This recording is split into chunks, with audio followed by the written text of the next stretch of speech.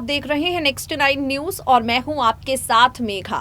दिल्ली के जहांगीरपुरी में शोभा यात्रा के दौरान शोभा यात्रा पर पथराव होता है, जिसके करीब 2 से 3 दिन बाद जहांगीरपुरी एमसीडी का बुलडोजर पहुंच जाता है। इस बुलडोजर की लड़ाई अब हिंदू मुसलमान की तरफ आ गई है।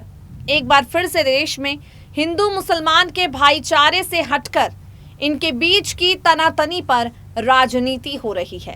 और अगर ये कहा जाए कि राजनीति भड़काने के सिर्फ और सिर्फ जिम्मेदार हमारे देश के राजनेता हैं, तो कतई गलत नहीं होगा।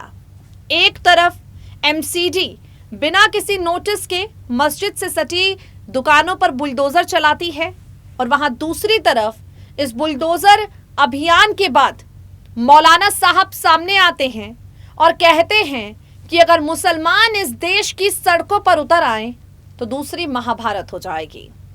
आपको बता दें, भारतीय जनता पार्टी पर मुस्लिमों की अनदेखी और उनके मौलिक अधिकार छीनने का आरोप हमेशा से लगता आया है। अक्सर ये कहा जाता है कि मुस्लिमों पर राजनीति बीजेपी करती है और मुस्लिमों को इस देश में असुरक्षित भी महसूस कराती है।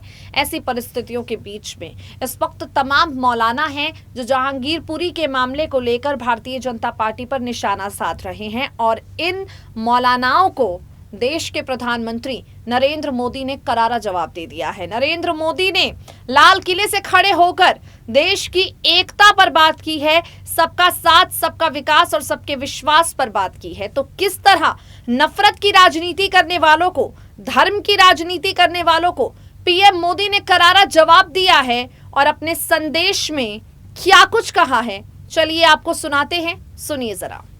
जहांगीरपुरी में चले बुलडोजर को लेकर इस वक्त हमारे देश में राजनीतिक सरगर्मियां काफी ज्यादा बढ़ गई हैं।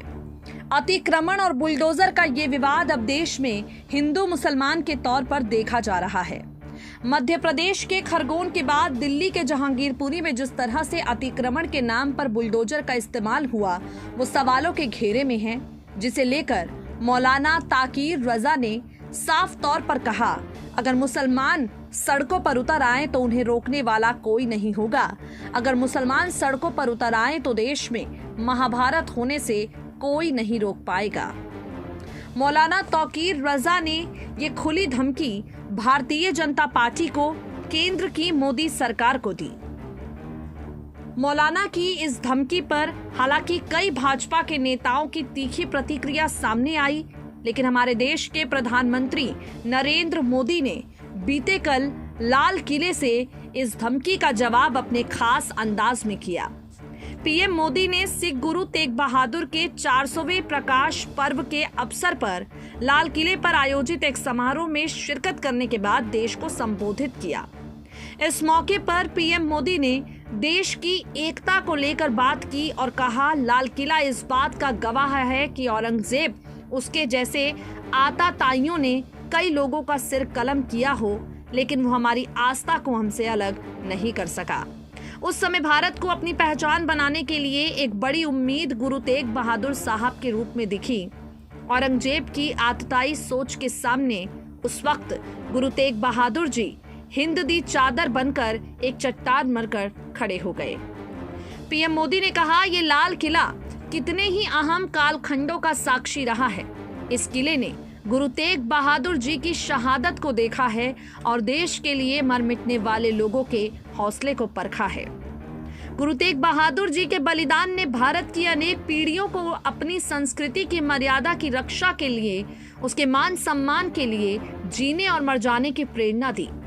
बड़ी बड़ी सत्ता मिट गई, बड़े बड़े तूफान शांत हो गए, पर भारत आज भी अमर खड़ा है, आगे बढ़ रहा है। भारत ने कभी किसी देश या समाज के लिए खतरा पैदा नहीं किया।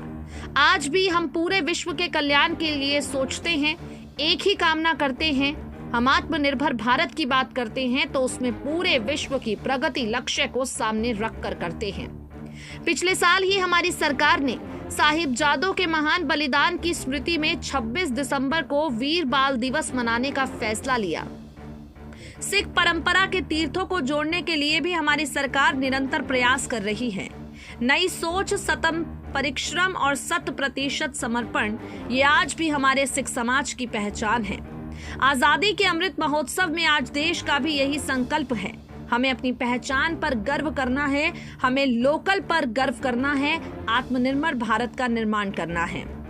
आपको बता दें, प्रधानमंत्री नरेंद्र मोदी ने लाल किले से देश की एकता और देश में सबका साथ, सबका विकास, सबका विश्वास के बारे में बात की, जिससे न सिर्फ नफरत फैलाने वाले मौलानाओं को जवाब मिला है, बल्कि नफरत की राजनीति करने वाले नेताओं के मुंह पर भी करारा तमाचा जड़ दिया है।